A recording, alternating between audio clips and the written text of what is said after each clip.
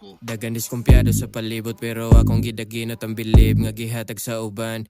Nanay ga suporta na po'y gusto nga mo kontra mo ni akong maingon.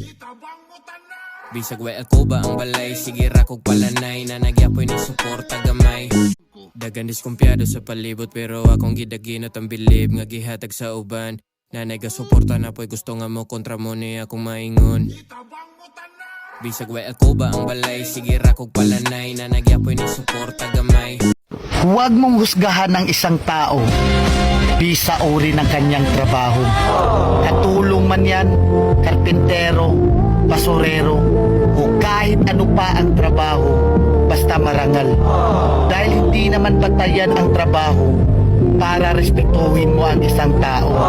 Dahil ang buhay, kailangan natin ng diskarte para umasenso. Aanin mo ang diploma kung wala kang respeto sa kapwa.